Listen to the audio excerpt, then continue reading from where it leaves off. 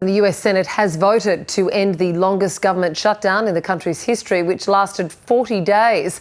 60 senators, including 8 Democrats who voted with the Republicans, decided to support the advancement of a House-approved funding bill.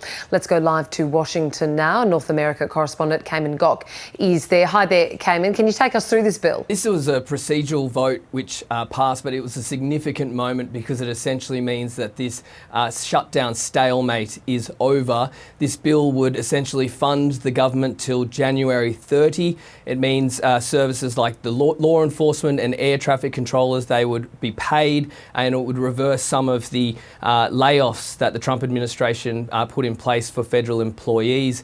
It importantly includes funding throughout the fiscal year for SNAP benefits. This is the federal food aid program, which 42 million Americans, 1 in 8 Americans rely on, and people were going hungry throughout this month because those payments were in limbo because of this shutdown. So it funds that, and it also means that the 1.4 million federal workers should get paid.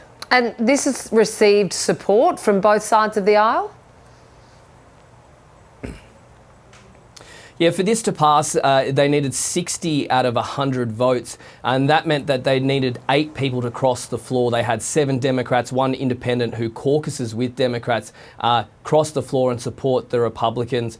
These were the centrist Democrats in the party, and it stoked division within the Democrats because many people were fighting out the whole reason the Democrats weren't voting for the last 40 days with Republicans is because they wanted these expiring healthcare subsidies to be extended and included in this funding package because these healthcare subsidies reduced health insurance costs for millions of Americans. They didn't get that. In fact, all they've gotten is a promise that they can then vote on this issue at a later date, but to vote on it doesn't mean that there's a guarantee that it will become law. So there are people, including the leader of the Senate Democrats, Chuck Schumer, who voted against this, but the centrist Democrats who crossed the floor feel like the pain that this shutdown has caused was enough, and they wanted this to end because they said there was no good deal. So you mentioned those hurdles. It's not a lay down misere right now. What happens now? What are the hurdles to get it there?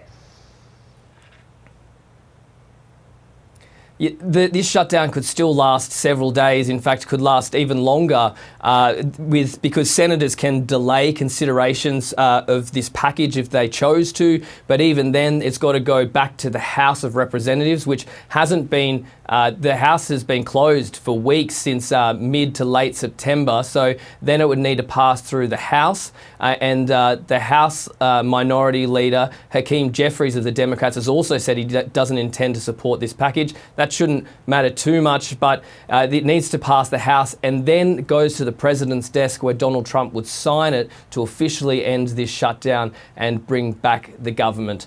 So there still could be a few days before this shutdown is officially over. Cayman Gok, thanks for your time.